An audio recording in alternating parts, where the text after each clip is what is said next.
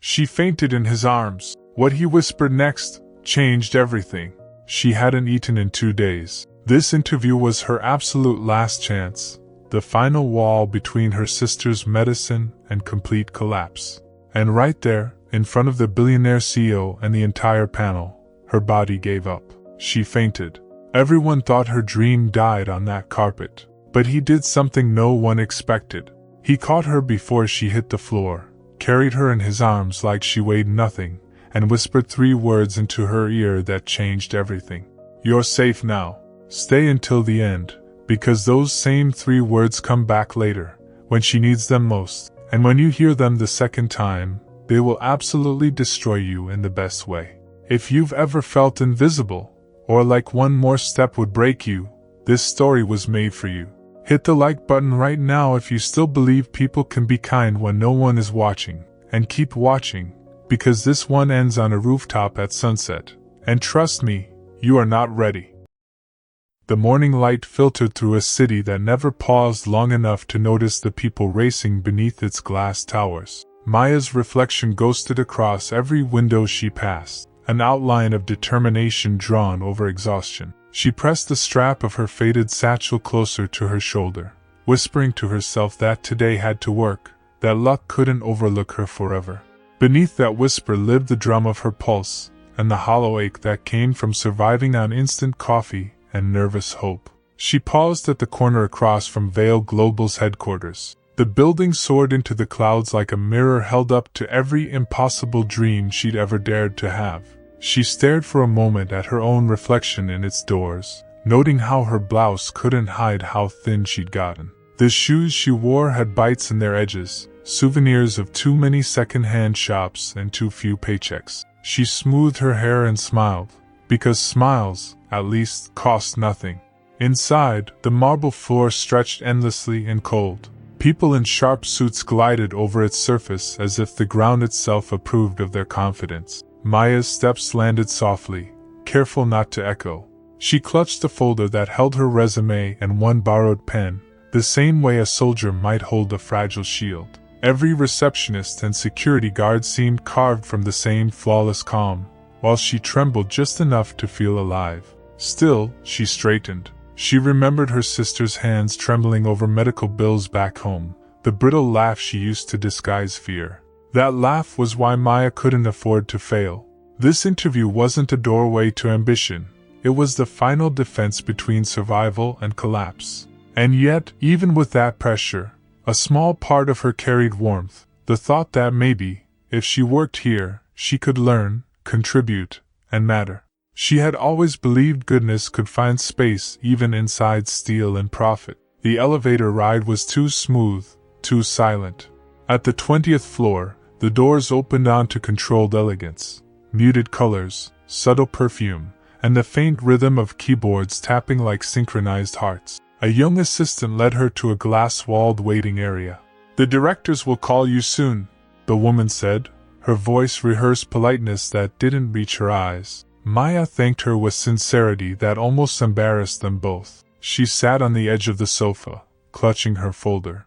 The air conditioning slipped under her sleeves, chilling her already tense muscles. The coffee table gleamed with magazines printed on thick paper, every cover shouting success, awards, profits, innovations that altered markets. Maya looked down at her bitten nails and wished that hard work counted louder than polished perfection.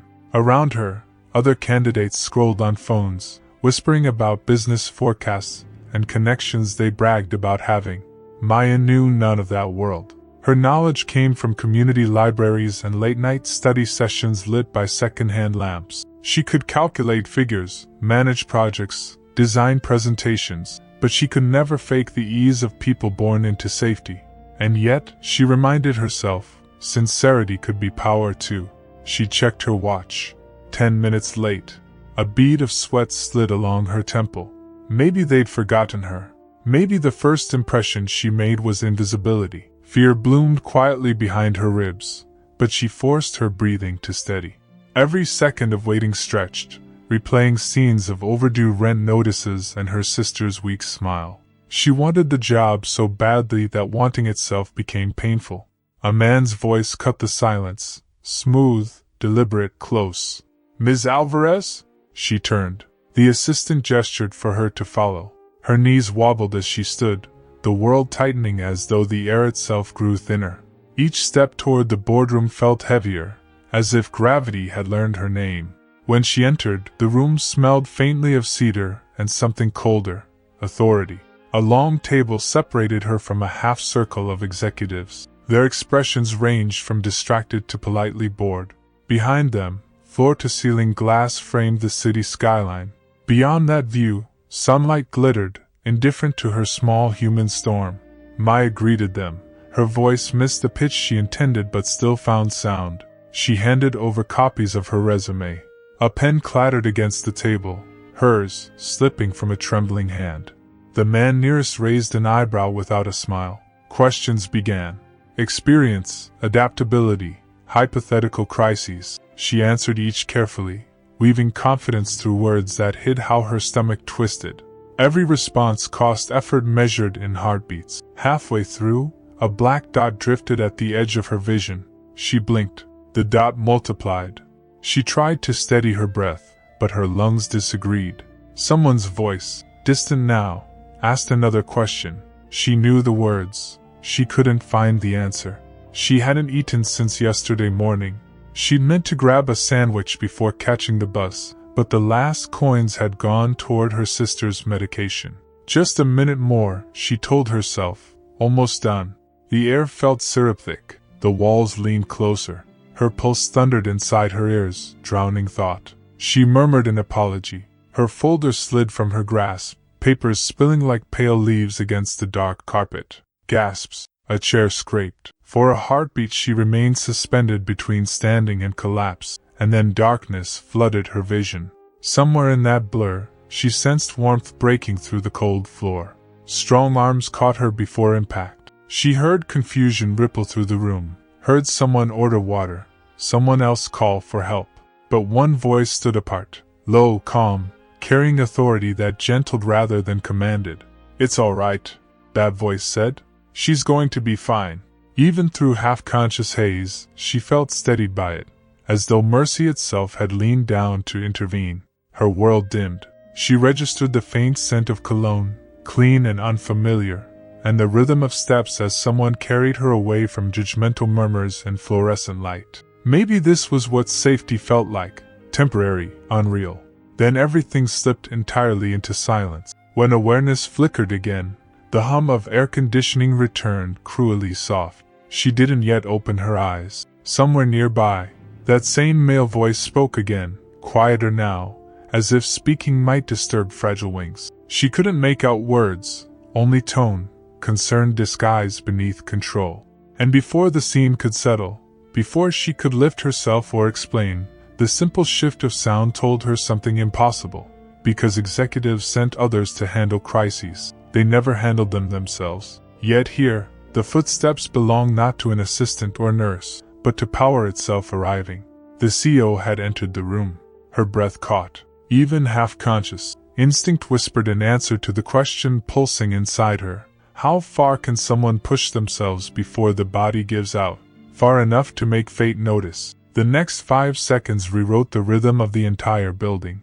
One moment, Maya's fingers gripped the edge of the conference table while another executive asked about crisis management under pressure.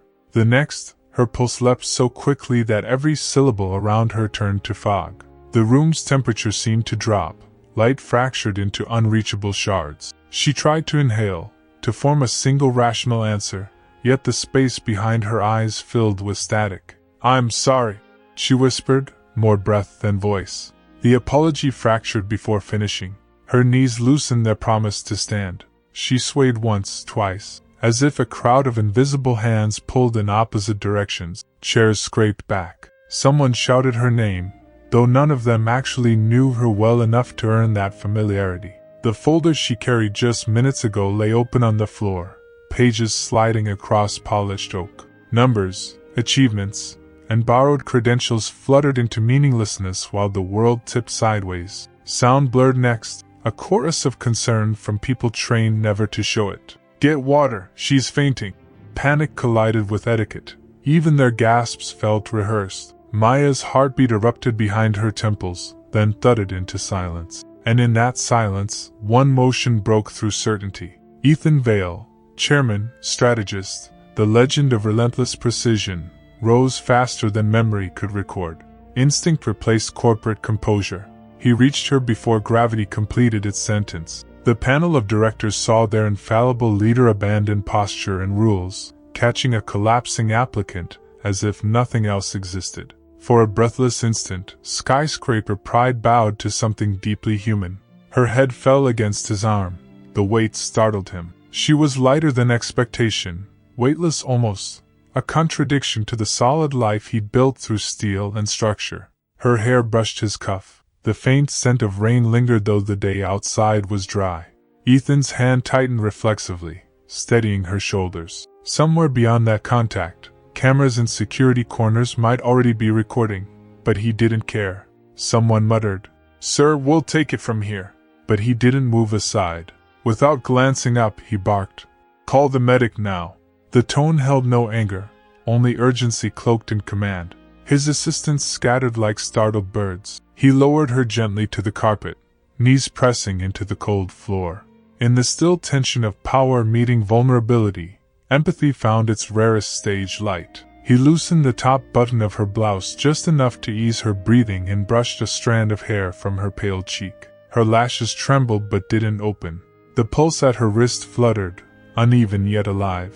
The other executives hovered uselessly, their earlier authority folded into awkwardness. They had seen the man who negotiated $3 billion deals now kneeling on office carpet for a stranger. None dared speak. The contradiction mesmerized them, the empire builder revealing something frighteningly gentle. Ethan heard little besides the shallow rhythm of her breath. He had witnessed crisis countless times, markets crashing, investors rebelling, but never something so fragile kneaded so tightly against his conscience. He murmured without thinking, "It's all right. You're safe." The words were low, meant for her ears only. She didn't respond. Her skin was cool, her complexion drained. He realized, the air conditioning set to impress clientele had nearly frozen her. Hunger and fear did the rest. A spark of anger flickered within him, directed not at her weakness but at the system that produced it. How many endless interviews demanded perfection from people merely trying to survive? Footsteps approached. "Mr. Vale, should we call an ambulance?" "No. Take us to the infirmary. I'll carry her." He rose, sliding one arm beneath her back, the other supporting her knees. The motion seemed effortless, the outcome surreal. The billionaire every headline painted as mechanical now holding a stranger whose entire life fit inside a worn satchel. Paparazzi would have called it symbolism. Ethan didn't notice that either. Maya's head rested against his chest. Through layers of fabric he felt the faint rhythm of her heart aligning with his pace. A strange calm settled over him. He'd devoted decades to numbers and acquisitions, but this heartbeat, fragile and real, commanded attention that no prophet ever had. The hallway outside strained to contain curiosity. Assistants froze mid-stride as he passed, disbelief stitched across their expressions. Whispers trailed behind him. She collapsed? He's carrying her himself? Each word chasing him like moths after light. The elevator doors opened with electronic obedience. He stepped inside still holding her, ignoring every protocol, every startled attendant. On the descent to the ground floor infirmary, the mirrored walls reflected an image too extraordinary for casual memory. Ethan Vale, immaculately dressed, cradling a fainted woman like a secret he couldn't yet name. He studied his reflection, searching for what, he wasn't sure. Responsibility? Guilt? Something dangerously close to concern? Her arm twitched faintly, bringing his thoughts back to the present. The elevator chimed open. He crossed the lobby to muffled gasp. Employees stepped aside instinctively, parting like tides before a force they didn't understand. He barely registered them. Maya's weight, slight as it was, anchored him entirely in the moment. The infirmary door swung open at his push. A nurse hurried forward, startled recognition flickering across her face. "Mr. Vale, she fainted during the interview. Low blood sugar, exhaustion, maybe both," he said, already laying Maya onto the cot with a precision that made gentleness look methodical. The nurse nodded, moving efficiently to check vitals. He stepped back only slightly, but his gaze never left Maya. Somewhere between responsibility and curiosity, an unfamiliar feeling rooted itself, one he couldn't categorize or quantify. The nurse glanced up. "She'll be out a few minutes, sir. Nothing dangerous, just strain." Ethan exhaled, a sound halfway between relief and disbelief. "Good," he said quietly. "Notify me when she wakes." He turned toward the door, but hesitated. The hallway beyond waited with its polished predictability. Inside, Maya breathed steadily, safe for now. Ordinarily he would have left, returned to meetings lined up like dominoes. Instead, he found himself pulling a chair to her bedside, reasoning that he'd wait one moment more, purely to ensure she stabilized. That single rationalization disguised the truth simmering beneath it. Something about this collapse had jolted more than his schedule, and as he seated himself, elbows resting on his knees, the monitor beside her beeped softly in cadence with her heart, echoing the rhythm of curiosity that had already begun to change his own. Hours folded over one another like slow-moving waves, and somewhere amid the constant ticking of the small wall clock, the building's tempo changed. Outside the infirmary, the world kept time with productivity reports and stock movement. Inside, Ethan Vale sat motionless, as if bound to the narrow hospital chair beside a woman he barely knew. Meetings blinked unanswered on his phone. His calendar vibrated useless reminders about board calls and investor lunches. For once, he let them go. The man who never missed a minute forgot his schedule entirely. He leaned forward, elbows resting on his knees, studying the faint tremor in Maya's fingers as she slept. It wasn't the deep, peaceful kind of rest that wealth could afford, but the fragile, necessary collapse of someone who had fought too long to remain upright. Occasionally her lips moved, forming words lost to dream or memory. Every now and then she shifted, as if bracing against invisible burdens. The nurse slipped in quietly to adjust a drip. Ethan glanced up, restless with questions that didn't sound like orders. "What caused it?" he asked. "Low blood sugar, exhaustion," she said, lowering her voice. "Probably hasn't eaten properly in days. These cases aren't rare, sir. People stretch themselves trying to impress." The simple sentence cut deeper than he expected. Hasn't eaten properly. The phrase refused to leave. He looked back at Maya, at the faint hollows beneath her eyes, at the residue of resilience stubbornly etched across her expression. She wasn't frail out of choice. She was starving in silence while pretending strength. In her stillness, he saw the reflection of an old version of himself, the young executive who'd once skipped meals chasing numbers as if they could fill the emptiness that loss left behind. For years he'd built walls made of schedules and negotiations, all to keep life predictable. Yet watching her breathe unevenly rearranged that precision. A stranger's fragility did what market crises hadn't. It broke his rhythm.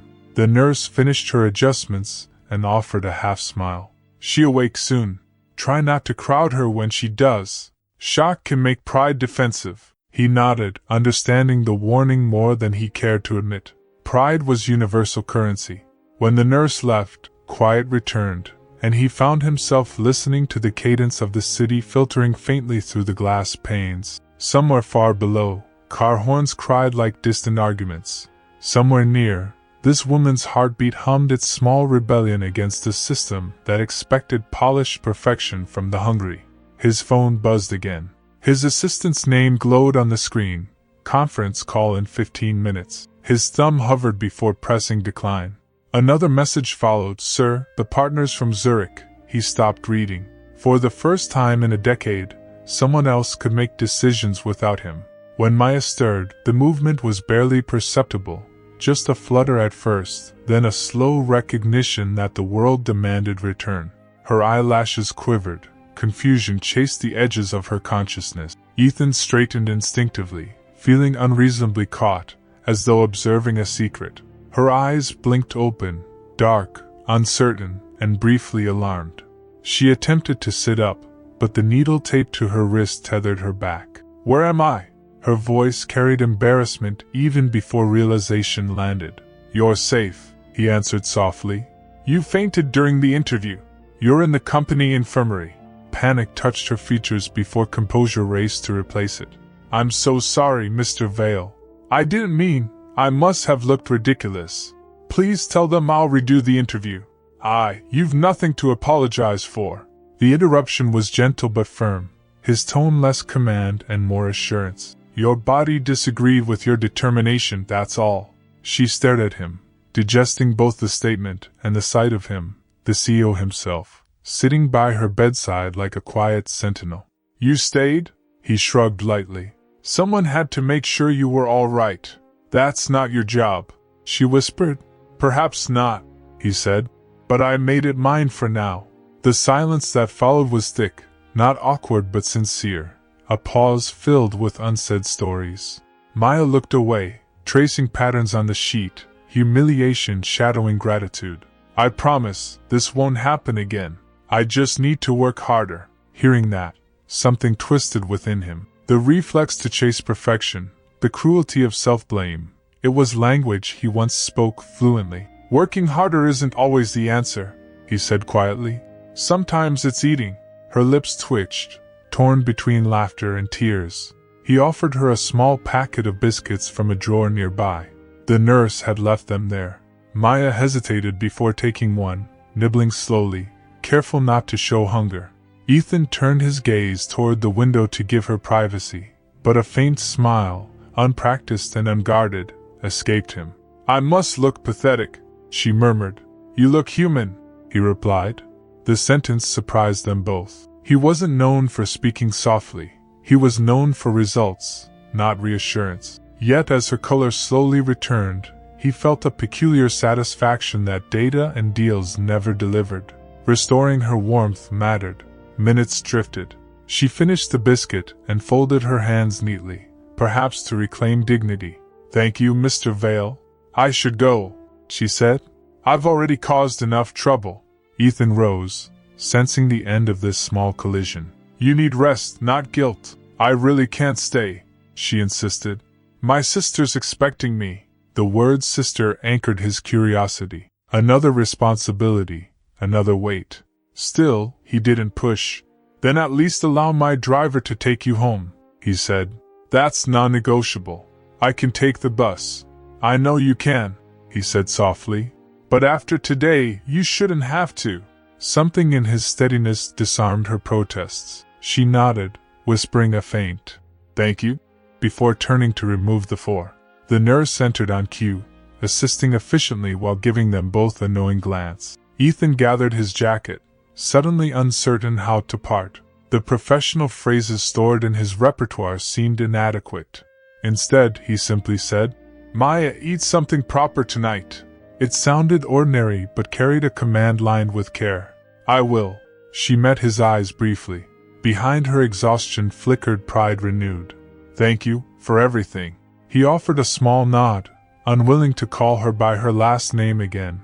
It felt too distant. Then he moved to the doorway, pausing as if listening for another breath. Outside, his assistant waited, amazed at the unscheduled hours that had vanished. Ethan ignored the questions forming there. In the corridor, footsteps echoed, each one quieter than the storm still unfolding inside him. He had told himself he stayed for professionalism, yet the whisper of his conscience disagreed. He'd stayed because something in the way she trembled had unlocked a door he thought sealed long ago. As he watched the chauffeur guide her gently toward the waiting car, Ethan realized the strangest part wasn't that he'd canceled meetings. It was that he didn't feel guilty about it. Somewhere between her apology and his reassurance, logic had lost to empathy, and structure had yielded to impulse. He looked once more toward the departing car, a small pulse of warmth defying the sterile chill of his glass kingdom. She has nothing to apologize for, he repeated inwardly, letting the line settle like a promise neither of them yet understood. Evening smeared the city in tired gold as the car wound through narrower streets. By the time it stopped outside a crumbling brick building, the sky had traded shine for soot. Maya thanked the driver and stepped onto the cracked pavement, clutching her satchel with the same hand that hid its tremor. The air smelled faintly of rain and street food, a scent that always made her feel both hungry and strangely alive. The hallway inside whispered of other people's struggles, laundry hanging behind half-closed doors, radios humming, a kettle whistling somewhere like a promise no one could afford to keep. She climbed 3 flights, careful to skip the creaking steps she knew by heart. As soon as she pushed open the door to her unit, warmth greeted her. Not heat, exactly, but the kind that comes from human voices. "Maya?" A thin voice rose from the corner bed. Lily's smile waited for her like light that refused to die. "You're late. Did they keep you forever?" Maya's first instinct was to lie well. You know how interviews are, long, boring, full of questions no one remembers afterward. She hung her coat on the only peg that hadn't fallen. Lily's hair, once thick and wavy, rested in soft wisps against her temples. The illness thinned her but hadn't managed to steal mischief from her eyes. "Did they at least feed you?" "Coffee," Maya said easily, avoiding the truth that even caffeine hadn't made it past her lips. She busied herself with the kettle, pretending the simple hiss of steam could untangle guilt. Their room barely deserved the word apartment. It was too small for dreams but large enough to hold affection. A small table crouched beside the bed, bearing an assortment of medicine vials, a cracked teacup, and a vase missing 3 petals out of the single plastic flower. The wallpaper had surrendered in patches, revealing older shades beneath like memories no one repainted. Yet beneath all that were lived order, the careful neatness Maya maintained so Lily could still believe in dignity. "How did it go?" Lily asked, voice hopeful but tired. Maya poured 2 cups of tea, adding sugar she shouldn't afford. "I think I made a decent impression," she said. The words carried the weight of wanting them to be true. Their CEO, Ethan Vale, was there, surprisingly. The Ethan Vale? Lily's eyes widened, delighted by any glimpse into worlds beyond these walls. "Tell me you didn't faint or spill something dramatic." Maya almost laughed, almost confessed, but she caught herself. "Not at all," she answered smoothly, gripping the teacup so hard a hairline crack deepened along its rim. "It was fine." Lily took a careful sip and sighed. "You'll get this one. You always magnetize good people." "Good people don't always read resumes," Maya said quietly, but she added a smile to dull its sting. She watched Lily lean back against the pillows, small shoulders sinking under the heavy quilt. The glow from the cheap lamp sketched tenderness across her face. Whatever exhaustion Maya carried from the day dissolved in that sight. Lily hummed, tracing invisible notes on her blanket. "Do you ever imagine what it's like inside those towers? Marble floors, real coffee, windows that open without arguing? I was inside one today, remember?" "I know, but as one of them. The kind who doesn't check the bus schedule before dreaming." Maya's thumbs found each other, twisting. "Being one of them costs more than I'd ever want to pay." She loved her sister too fiercely to admit the ache of envy. Still, her words shook slightly around unspoken longing. Across the table, the medicine box sat lighter than it should. She counted the pills in her head without touching them. 3 days left of the expensive ones. Rent due Monday. Another application waiting on her cracked laptop screen. The math lined up like a quiet sentence pronounced without mercy. Lily's laughter interrupted the calculation. "Stop doing arithmetic in your head. I can hear it." "I'm planning," Maya protested. "You're worrying," Lily corrected. "Big difference." She reached out, and Maya joined her hand, careful not to jostle the 4-line. Their palms fit together neatly, sisters shaped by the same stubborn will to stay gentle when the world wasn't. They talked about trivialities next, neighborhood gossip, a stray cat that returned for milk, the neighbor who sang out of tune but with conviction. Humor danced between them like fragile glass they refused to drop. Even exhaustion took a seat quietly, letting affection fill the small room's air.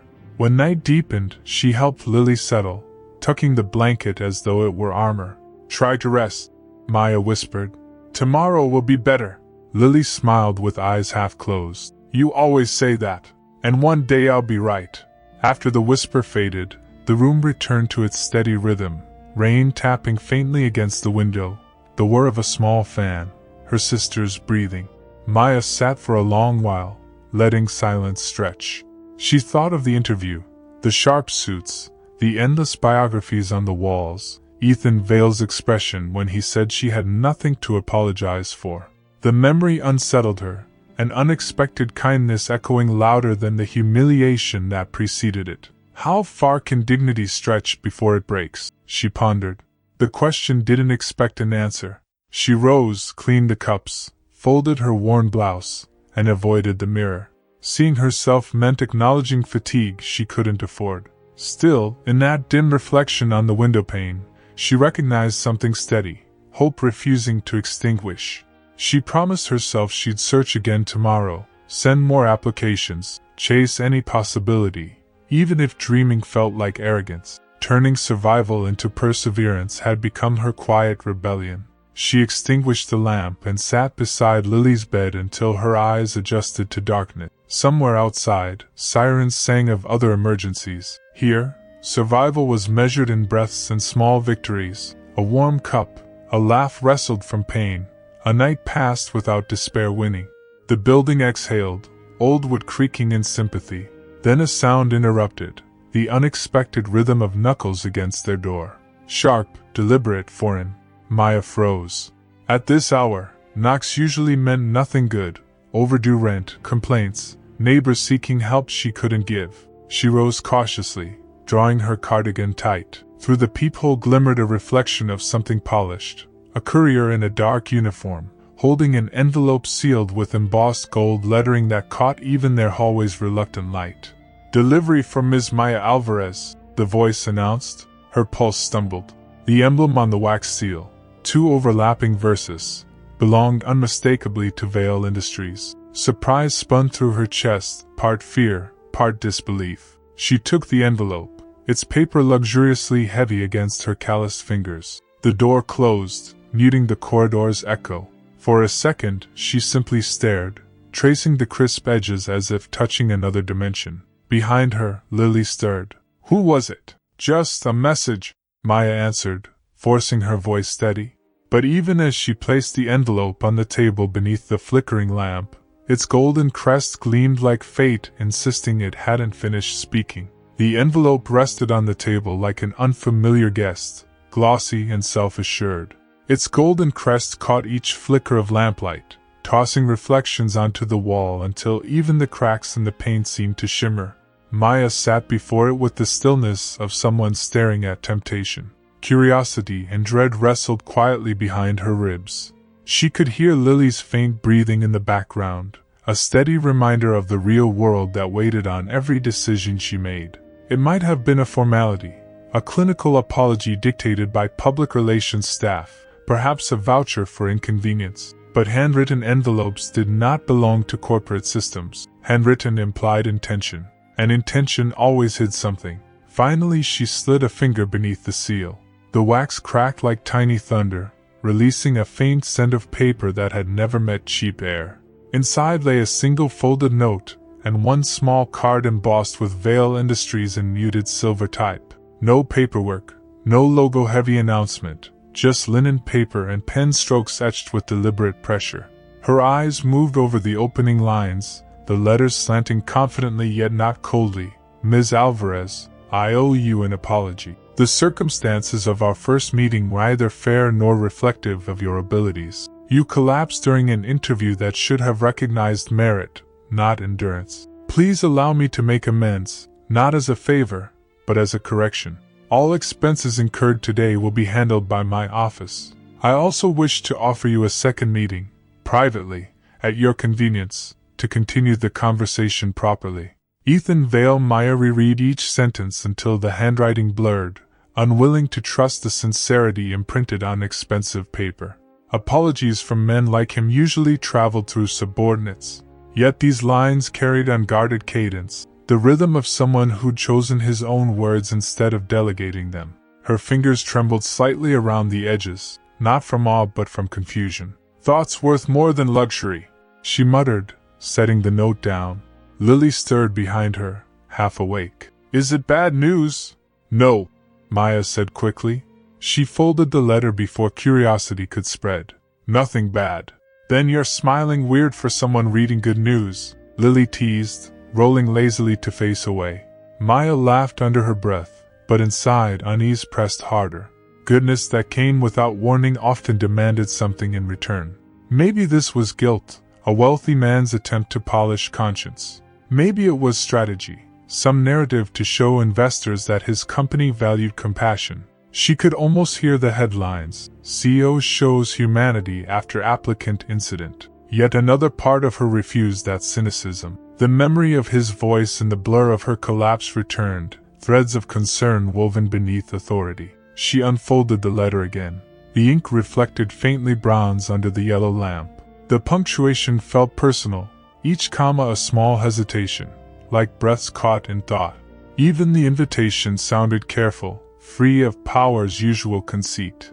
He hadn't offered a job, he had offered another conversation. Suspicion and gratitude fought like siblings in her mind.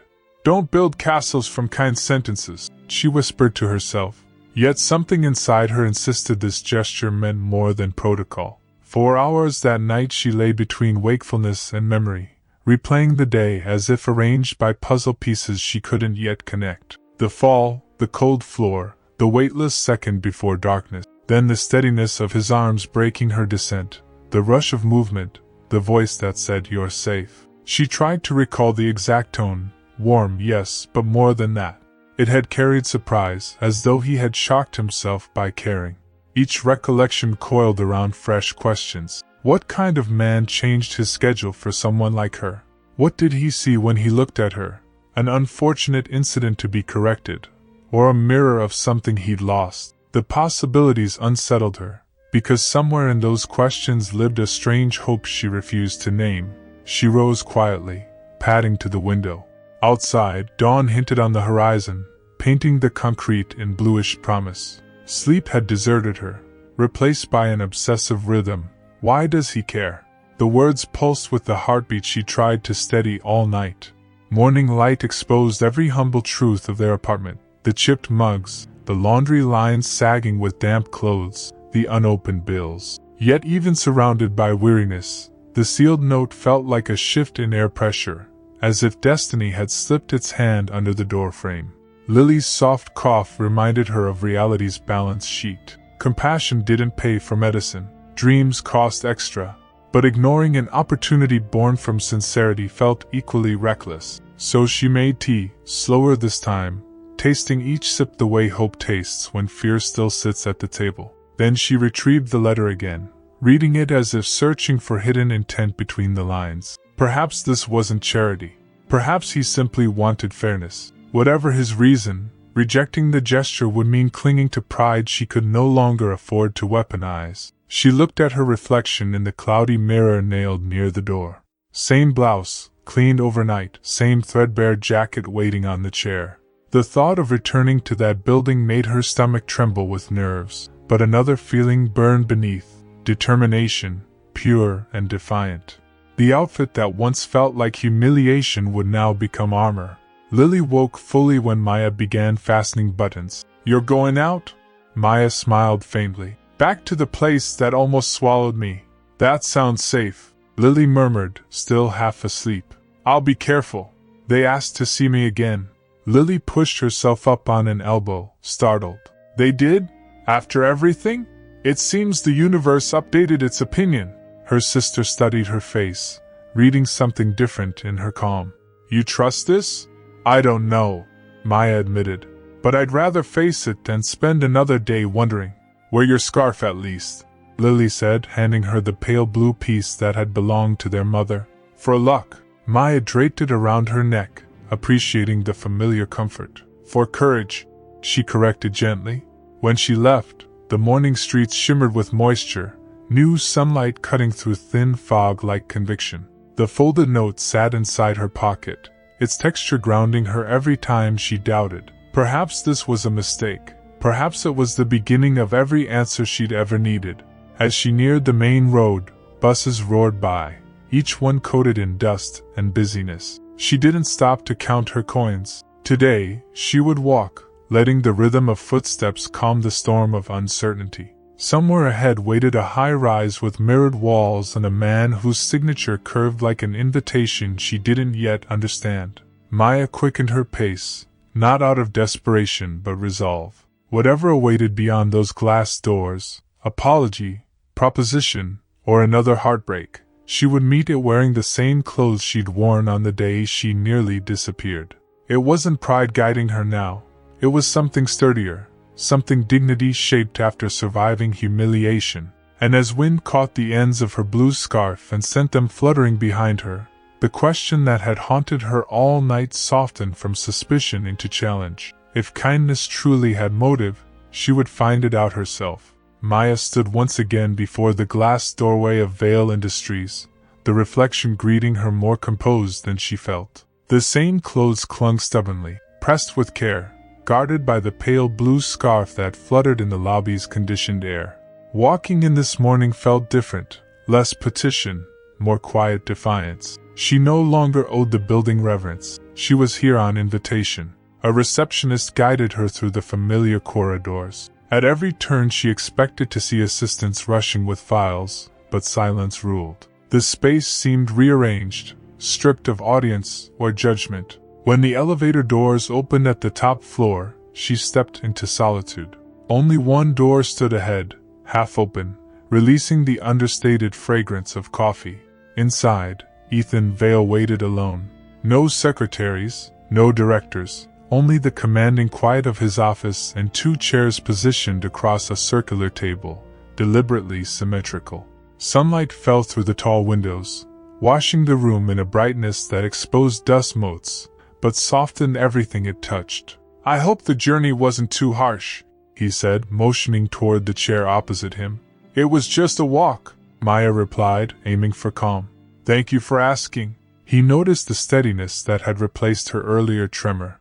"I meant more than the distance," he said, almost to himself. Then, recovering formality, he offered coffee. "Black or with sugar?" "With sugar. But if it's company coffee, perhaps that would be too expensive." The quip escaped before she could tame it. Color rose to her cheeks.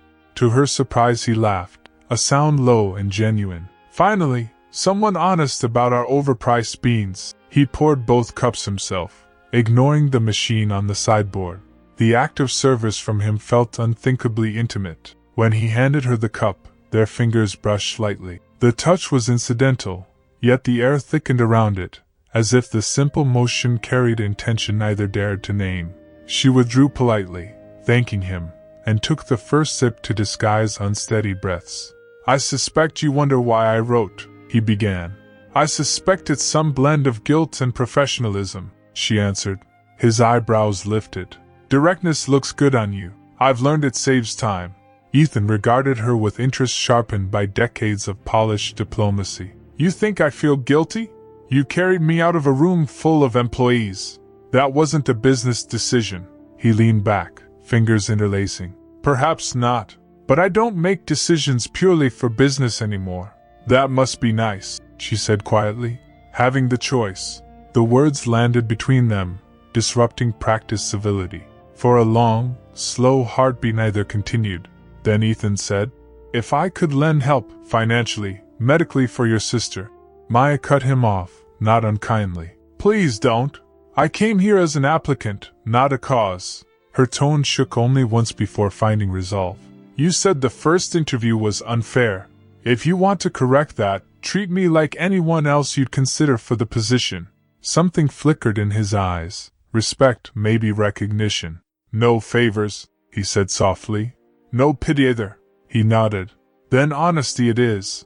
The conversation drifted into questions she would have expected in a normal interview, except every exchange carried layers beneath syntax, philosophy hidden under tasks, history beneath ambition. He asked about projects she'd handled, how she dealt with pressure. She described budgets balanced with improvisation, nights tutoring children for extra income, years measuring success in teaspoons rather than salaries. None of it came out as complaint. It was survival dressed in calm narration. Ethan found himself studying the way her expressions formed, each word precise, undercut by self-control learned from necessity. She wasn't posturing. She was proud in the most unadorned sense, a trait rarer than genius. When silence eventually settled, it didn't feel awkward. It stretched warm, alive with unspoken gratitude that conversation itself could feel this clean. Maya traced the rim of her cup while he watched the city shimmer beyond her shoulder. He broke the quiet first. "How's your sister?" The question caught her off guard. "She's stable," she said cautiously. "Some days better, some days harder. We manage." "Her treatment, is it ongoing?" "Yes." She looked directly at him now, unwilling to invite the next offer. "And before you ask, yes, I can handle it." He smiled faintly. "I never doubted that." The sincerity disarmed her. Slowly she realized his curiosity wasn't predatory. It was human, tentative, as if he were learning to feel through someone else's life. For the first time, she saw fatigue beneath his perfection, eyes rimmed with sleeplessness, a touch of loneliness tucked neatly behind composure. The discovery drew unexpected empathy. "Why do you do this?" she asked suddenly. "Work this much, drive yourself until you forget to live?" He blinked, surprised by reversal. "Because when you stop moving, silence remembers everything you've lost." The answer was so honest it left her without response. Their gazes held longer than appropriate, each recognizing the other's fractures like mirrors tilted toward the same light. He cleared his throat first. "I'd like you to join us, temporarily. A trial period, one project. If it works, we'll discuss extension." Maya hesitated, searching for traps, motives hidden beneath generosity. "Trial period," she repeated. "So you can observe whether I'll collapse again?" "For my peace of mind," he said, smiling. "And perhaps for yours." She matched his tone. "Then we have an agreement." He stood, extending a hand. She placed hers within it, firm, brief, perfectly professional, though both knew professionalism could barely contain how charged the moment felt. Her pulse betrayed her calm, quickening under his touch. "I'll have details sent tomorrow," he said, reluctant to release her hand too soon. "Please do." She withdrew gently, collecting her satchel. The blue scarf brushed against her collar, a small reminder of where she'd begun. As she reached the door, he spoke again, voice low. "Maya." She turned. "I'm glad you came back," he said simply.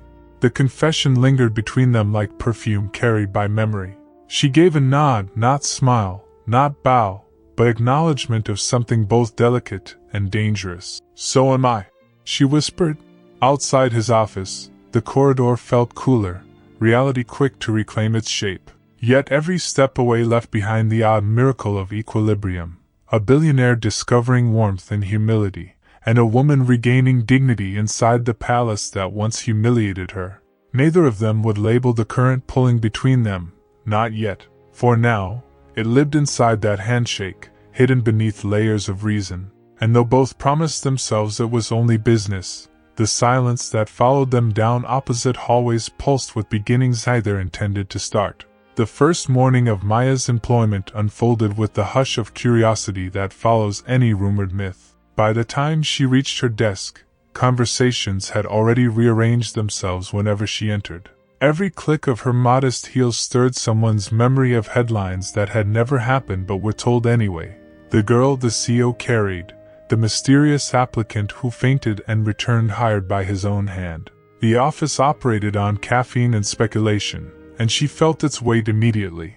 The double takes, the pursed-lipped smiles, the question marks hiding behind politeness. She greeted everyone with the same calm courtesy, smoothing her papers, determined to outwork every whisper. If she felt eyes on her back, she refused to turn. Her cubicle, a modest glass partition outside the executive wing, became both haven and exposure.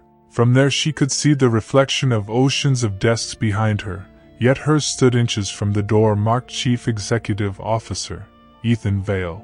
The brass letters seemed to hum with possibility she pretended not to hear. By noon, she had already revised 3 budget drafts and solved the data discrepancy that had confused her predecessor. Her competence spread through the workspace faster than rumor, though rumor refused to die quietly. Some colleagues softened, offering coffee refills or cautious smiles. Others sharpened, tossing barbed compliments disguised as jokes. "Careful," one murmured as she passed. "Don't faint over those spreadsheets." Maya smiled thinly, refusing the gift of reaction. To survive, she had learned to translate mockery into silence. At 5, While most employees gathered their belongings, she double-checked figures for a presentation due the next morning. Her concentration drew Ethan's attention when he left his office. He paused unnoticed for a moment, observing the focus etched across her brow. Something in that sight, discipline without pretense, unraveled his own restraint. "You'll ruin everyone's productivity if you keep correcting their numbers," he said finally. She startled, turning halfway in her chair. "I prefer accuracy to popularity," she replied. "Excellent. I'll have to promote you and lose the rest of the company."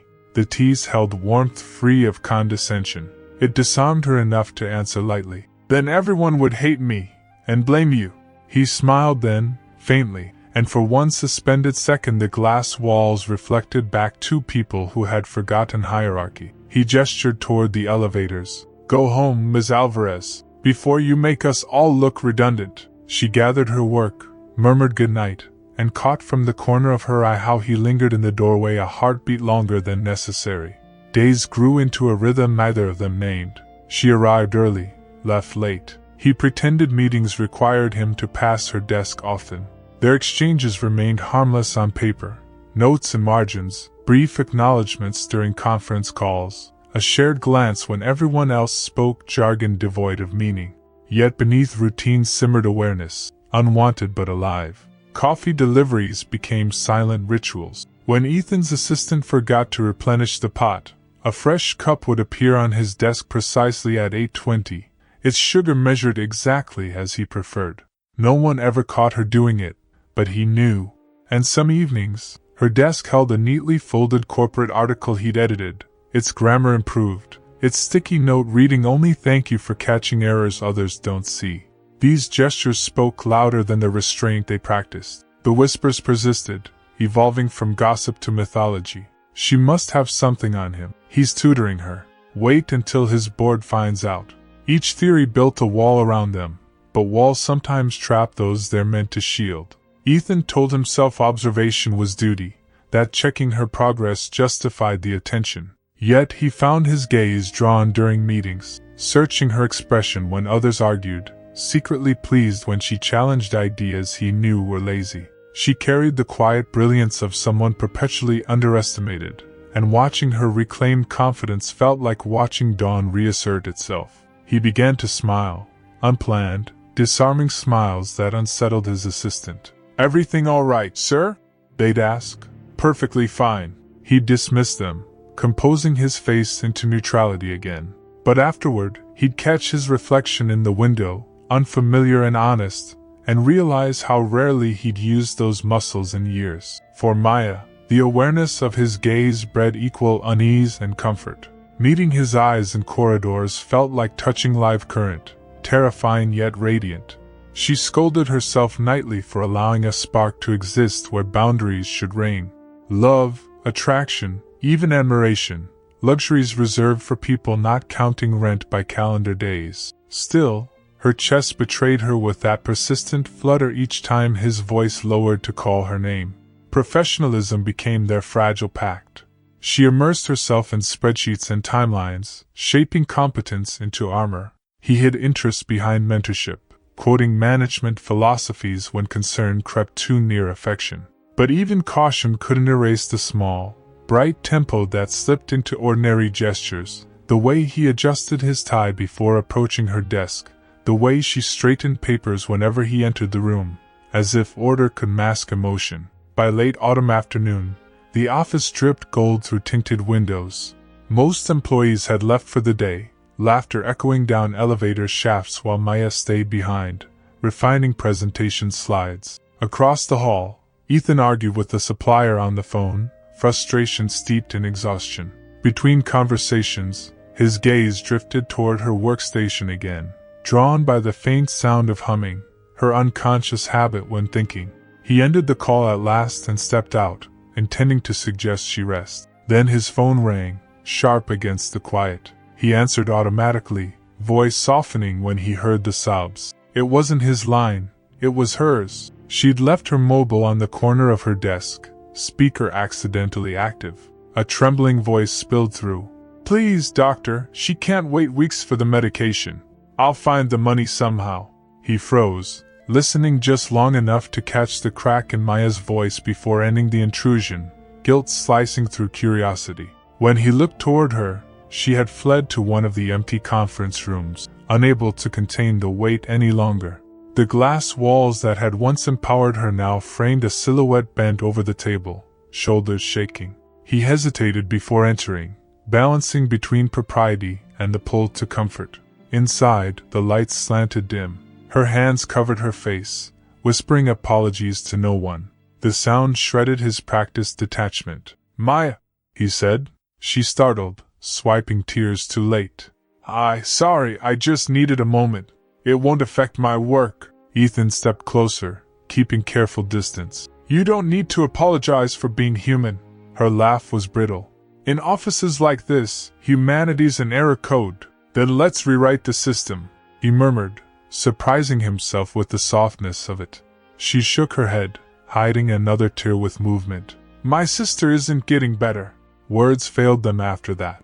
The hum of ventilation filled the silence they couldn't name. He wanted to promise help, but pity would ruin everything they had left pure. Instead, he reached for the tissue box on the table, sliding it toward her quietly, a simple gesture that somehow said everything. She took one, not looking up, but managed a small "thank you." The phrase sounded heavier than it should, half gratitude, half surrender. In that echoing conference room, surrounded by the city's evening glow, restraint trembled on its axis. Ethan understood then that affection sometimes began not with grand confession but with silence shared at the edge of despair.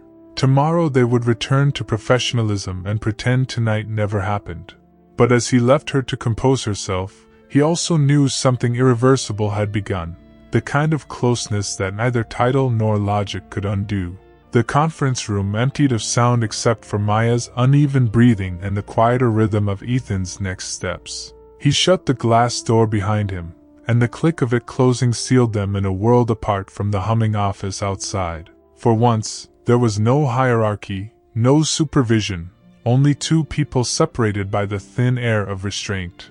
She wiped her tears with the back of her hand, angry that feelings could betray her so openly where professionalism had been her only armor.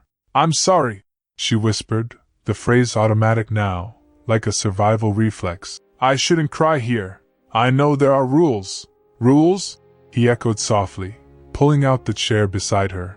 "The only rule I see is that you've carried too much for too long." He didn't reach out immediately. He simply sat, elbows on knees, matching her posture. For a man accustomed to towering above others, even in comfort, his decision to lower himself beside her felt intimate, disarming. The fluorescent lights hummed overhead, while the city beyond the windows smeared itself into golden streaks of evening. "I didn't want anyone to see," she said, voice hoarse. "They'd think I'm fragile again." He studied her expression until she finally looked at him. "Then they're seeing incorrectly," he replied. "Fragile things don't hold worlds together." The compliment landed too heavy for deflection. Her face crumpled, and she pressed her palms to her eyes as if to hide from kindness itself. Ethan hesitated only a moment before closing the distance, fingers trembling once before resting on the edge of the table near hers. "I'm the one who should be sorry," he said. "I've been walking these halls convinced I understood everyone who worked for me. I notice profits, not people. That habit makes me blind." She shook her head quickly. "You don't owe explanations. You run an empire. I'm one line on your payroll." "That's the thing," he murmured. "You stopped being a lion the day you fainted. The moment I held you, I realized how far from real life I'd drifted." The statement stole her breath more effectively than any confessing touch could. It wasn't romance, not yet, just truth raw enough to cut through the noise of logic. Their eyes met, steady, uncertain, bound by something even silence respected. Her hand twitched toward his without permission. The gesture startled them both. Their fingers brushed, halted, hovered. He wanted to offer steady ground, not control. Gently, barely noticeable, he covered her hand, warmth spilling through that single point of contact. Her next words slipped out as a plea. "Why are you kind to me?" He exhaled, the answer forming slower than thought. "Because you remind me what it means to feel human." Everything afterward existed inside the echo of that admission. The tick of the clock blurred into background heartbeat. They both stayed still, the kind of stillness that happens when walls decide honesty deserves quiet. Maya's tears slowed, chased by confusion. Kindness from him should have felt like imbalance, yet it steadied her instead. If being human means crying in front of your boss, I'd rather not qualify, she managed weakly. Ethan smiled, faint and reverent. It means being brave enough to care in a place that rewards indifference. She turned her face toward the window again, hiding the reshaped ache his perspective caused. Caring doesn't pay hospital bills. I could, he started, but she cut him off instantly, the small flame of pride flaring bright. No, the word cracked but stood firm. Don't offer what I haven't earned. It's not money that breaks me. It's needing pity disguised as generosity. He withdrew his hand, but respect replaced any wounded pride. Then I'll only offer time. Sit, breathe, that's all. For several minutes, they followed that gentle command. She let the air fill her chest, shuddering, exhaling grief that weighed more than she realized. He kept his focus on the skyline, giving her space, giving himself permission to feel helpless. In his world, every problem bowed to solution. This pain defied efficiency. It humbled him. When her voice returned, it was soft as cloth folding. Sometimes I wonder if strength means pretending exhaustion looks like grace. He looked at her, eyes unguarded now. Maybe strength is letting someone see when you've stopped pretending. That single sentence drew another tear she didn't bother to hide. He handed her his handkerchief, white, perfectly pressed, ruinously expensive, and she laughed through the sniffle. You'll regret that. I'll wrinkle it. I have others, he said, but his voice wavered just enough to betray that perhaps he didn't mean the fabric. Their laughter melted into another silence, but this time it throbbed with warmth rather than sorrow. If anyone from the staff had walked in, the tableau would have seemed scandalous. The untouchable CO sitting shoulder to shoulder with an entry-level employee, their proximity breaking 1,000 unwritten laws. Yet inside that tiny room, the rules of their universe bent harmlessly, like glass heated by empathy until it glowed instead of shattered. Maya composed herself at last. I should go. My sister's expecting me. He nodded though reluctance clouded his expression. Tell me what hospital, he said quietly. Just in case she ever needs help faster than the system provides. I told you I know, he interrupted gently. But keep the name, for peace of mind, not payment. Something about the request, all care, no intrusion, made refusal impossible. She muttered the hospital's name, promising herself she would never actually call him for help. He rose as she gathered her things. Before she reached the door, she turned once more, perhaps to reclaim professionalism, perhaps to leave thanks unsaid. You shouldn't involve yourself this much, Mr. Vale. His answering smile wasn't the CEO's trained curve but the man's unarmored one. Too late.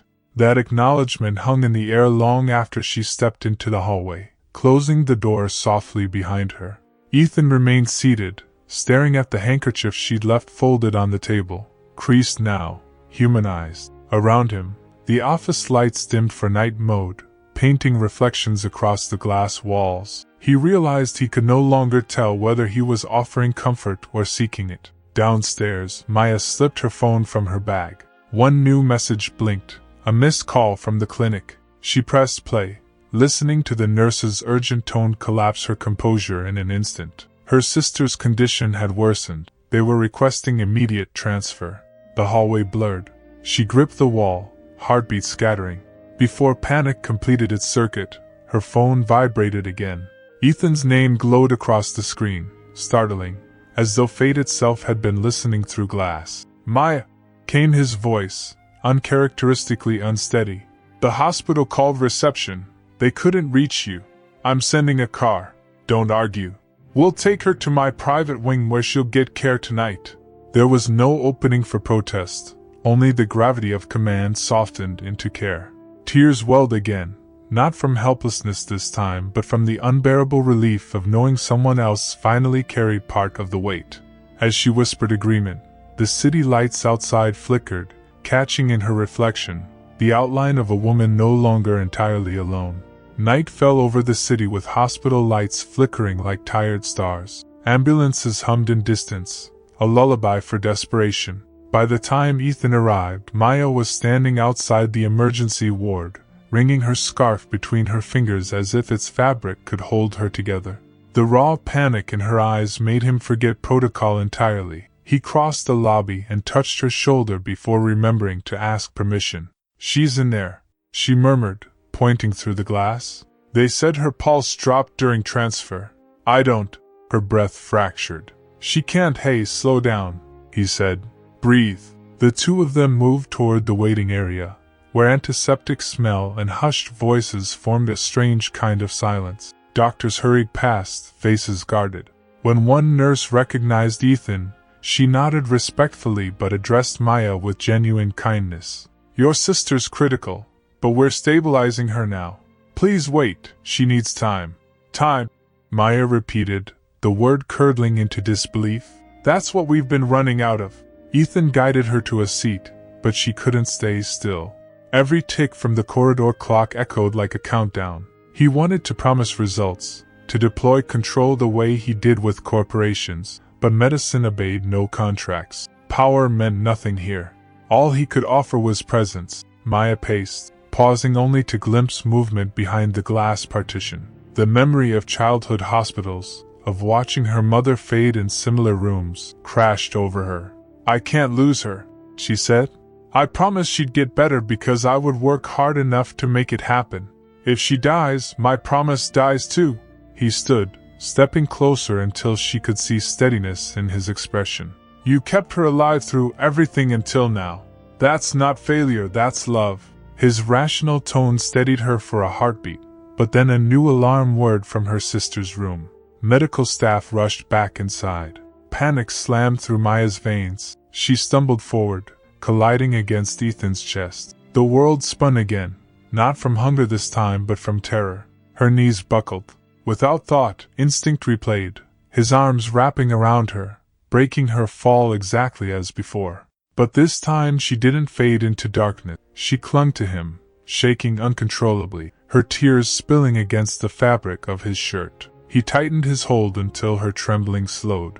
"It's all right," he whispered near her ear, the same words that had once echoed through sterile boardroom air but now carried new meaning. "You're safe now." The phrase resonated through her like a promise sealed across lifetimes. Weeks ago, those words had covered humiliation and pity. Tonight they were sanctuary. She pressed her face into his shoulder, letting the strength of him steady the chaos. "You shouldn't have to be here," she managed. "This isn't your burden." He drew back slightly, enough to meet her eyes. "I told you before, I made it mine." Something inside her gave way. For months she had balanced everything alone. Rent, medicine, grief. But in that moment she surrendered the illusion of self-sufficiency. She wasn't giving up. She was letting herself be held. Her voice came out small, honest. "Why do you keep rescuing me?" "Because you keep falling where everyone else would walk away," he said softly. "And I can't seem to watch that anymore." The answer didn't glorify heroism. It acknowledged connection neither had chosen. She searched his face for pity and found only empathy raw enough to scare her. Outside their narrow circle, nurses hurried, monitors beeped, and life balanced at the edge of uncertainty. Yet their silence was stillness carved out of motion, two people bracing against a storm they couldn't stop. Minutes stretched. Then a doctor emerged from Lily's room, removing gloves with the solemnity of ritual. Both of them tensed. "She's stabilizing," he said finally. "It's early, but the medication's responding. She'll need careful monitoring, but she's past the danger window." Maya's knees nearly gave again, this time from relief. Ethan steadied her elbow with his hand, the gesture gentle, grounding. "Thank you," she told the doctor, voice trembling. He nodded and left them with quiet smiles born of exhaustion. For the first time in hours, she exhaled fully. "She's going to be okay," she whispered, almost unbelieving. Ethan studied her profile, the way hope reshaped her exhaustion into light. He realized then that he'd been holding his own breath, waiting for a reason to believe again. They stayed near the doorway until the nurses finished. Lily now lay sleeping peacefully, tubes connecting her to whirring machines that sounded strangely reassuring. Maya pressed her palm against the glass as if blessing her sister from a distance. Every time she fights back, it reminds me, she said quietly. We can rebuild from nothing. Ethan moved to her side, his reflection merging with hers in the window. You built strength out of scarcity. Most of us build walls instead. She turned, smiling through remnants of tears. And yet here you are, breaking yours just to stand next to me.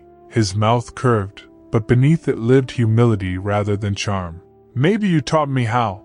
They lingered like that, watching steady lines of life pulse on screens. For once, neither felt compelled to fill space with conversation. Silence became an embrace large enough for both their fears. Eventually, a nurse insisted Maya should rest. The adrenaline had begun to fade, leaving her body trembling. Ethan led her to the small waiting lounge down the hall, guiding her with an arm at her back. The chairs there were nothing more than molded plastic, but she sank gratefully into one, her scarf slipping off her shoulders. He draped it back gently. You'll catch cold, he said. You sound like someone's father, she teased weakly. Just someone worried, he answered. She tilted her head against the seat. You must think I specialize in collapsing. I think you specialize in surviving, he replied. A smile flickered across her lips. Is that why you keep showing up? Maybe, he said after a pause, his gaze soft. Or maybe because, for the first time in a long while, showing up feels worth something. The fluorescent crossings of light hummed between them, the same color as dawn. Exhaustion finally pressed against her eyelids. He waited until her breathing steadied into shallow rhythm before leaning slightly closer. You're safe now, he whispered again, almost inaudible, as if afraid the universe might steal the words back. Neither of them realized the nurse standing in the doorway witnessed that moment. Not scandal but mercy captured in motion. A powerful man protecting someone equally strong yet shaken. Afterward, gossip would transform it into legend, but for now it remained sacred. When morning softened the horizon, Maya awoke to the sound of quiet beeping and found Ethan still there, jacket over her shoulders, head resting against the wall. The exhaustion on his face mirrored her own, difference between their worlds momentarily erased. Down the corridor, Lily stirred, asking for her sister.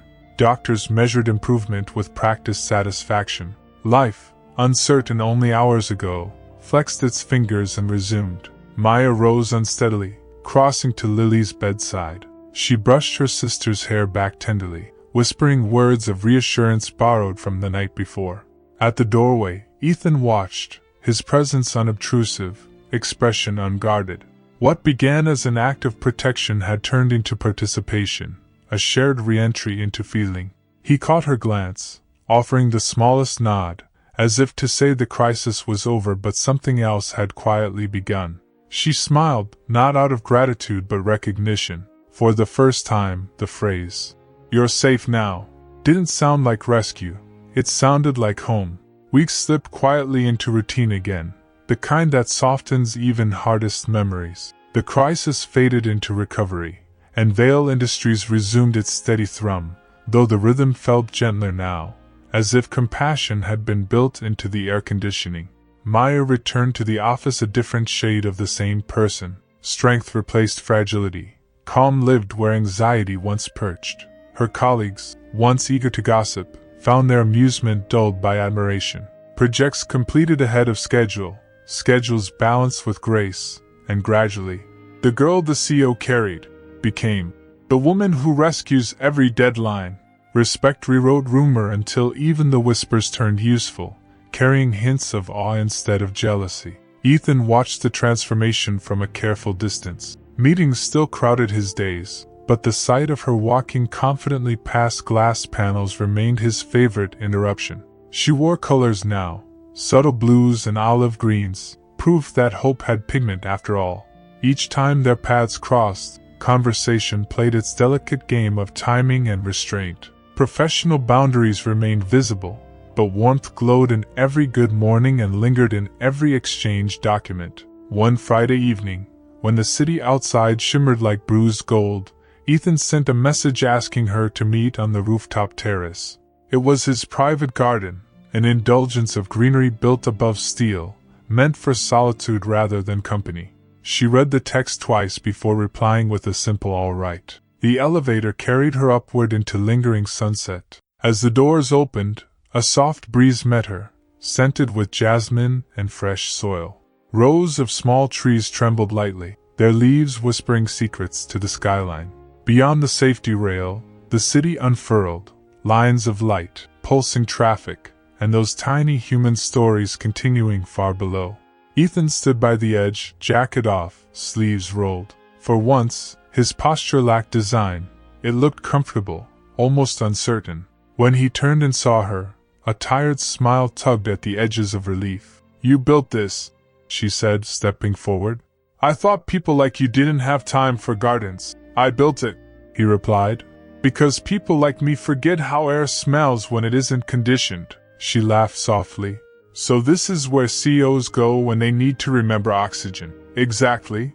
He gestured toward the bench beneath a climbing vine glowing orange in the late light. "Sit with me?" They sat, not quite touching, the careful space between them filled with rustling leaves. Below, the city's noise arrived muffled, like applause heard through distance. Neither rushed to fill the quiet. The wind handled small talk better than words could. Eventually, he broke the silence. "The board met this morning. Your name came up more than once, and for good reasons." "I'm not being fired for once," she teased. He smiled. "On the contrary, they'd promote you if I didn't claim you first." Her brow arched. "Claim me?" "I meant within the project." He corrected quickly, then sighed when she laughed. "I'm losing my ability to sound professional around you." "That's not entirely terrible," she said gently. He studied her face, trying to reconcile memory with present. "Do you realize you terrified me that first week?" "I terrified you?" "Yes. You stripped away every rule I used to live by. I built an empire on distance, and then you collapsed right into my arms and somehow made proximity seem necessary." She stared ahead at the glowing skyline. "I didn't mean to rewrite your schedule. You rewrote my perspective, Maya." He turned slightly, his voice low. "I keep telling myself to separate business from whatever this is, but I can't anymore." His confession drifted into the air unobtrusively, more honesty than romance. The fading sun found their faces and bathed them in amber, as if approving gentle truths. She took a steady, thoughtful breath. "You don't owe me anything beyond fairness. I'm not offering debt," he said. "I'm offering presence. Not to rescue, not to control. Just to stand beside you." Her eyes lifted to meet his. Warmth and disbelief wrestled softly. "You're serious?" "Utterly," he said. "The world still demands my decisions, but for the first time, one of them feels personal in the best way possible." Maya looked down at her hands. The memory of fainting, of falling, of every humiliation folded neatly inside her. Then she raised her chin, shoulders relaxed. "I spent so long fighting to stand on my own that I forgot how to be still without feeling weak. But right now," she looked around, at the skyline stretched like promise. "Right now I think I'm allowed to be still." He exhaled, relief curving his smile. "Then we've both survived the impossible." A comfortable hush followed. The city lights began their slow ascent, flicking on floor by floor, curtain by curtain. Somewhere below, a train wailed faintly, blending with the wind's rhythm. Ethan poured them each a cup of tea from the thermos he'd brought, simple black, no extravagance, no ceremony. They drank quietly. The flavor was slightly bitter, grounding. Maya spoke at last, her voice intertwined with night. "Everything feels different now. I thought safety meant walls, but it might just mean moments like this. No defense, no fear. That's all I ever wanted to give you," he said. "And all I've learned to ask for." Her smile reached her eyes. "You don't have to ask. You're already here." Neither declared love outright. They didn't need to. Connection, they'd learned, wasn't built by confession but by endurance. The slow, patient weaving of trust through chaos. He understood that grand statements would dissolve in air. Small, steady promises lasted longer. The wind strengthened, threading her hair across her face. He reached up instinctively, brushing a strand aside. She didn't pull away. Their eyes met, the world surrounding them suddenly careful not to intrude. "If you ever fall again," he murmured, echoing a ghost of their beginning. I'll still be there, but only until you're ready to stand. Her answering grin turned the line into benediction. Then we have a deal. They looked back at the city together, two silhouettes against a glass horizon, either rescuing nor needing rescue. Below them, the grid of lights shimmered in scattered constellations, each one a tiny second chance glowing in the dark. Maya breathed in deeply, the air crisp and unfiltered. It's beautiful up here. So are possibilities, he said. She let that linger, her heart slowing into peace. The memory of every collapse, every fear, unraveled into quiet gratitude. The same sky that once pressed down on her now seemed to hold her up. When she rose to leave, Ethan stood as well but made no move to follow. Good night, Maya, he said, his tone midway between farewell and continuation. Good night, Ethan. At the elevator, she turned for one last glance. He was still by the railing, watching horizon lights blink themselves awake. For a moment she imagined he whispered something to the wind, perhaps her name, perhaps the same words that started it all. As the doors closed, she smiled, knowing that safety no longer lived in his arms alone but within her own steady heart. Down below, the city pulsed in quiet rhythm, each light a heartbeat echoing theirs, steady, renewed, and still reaching upward.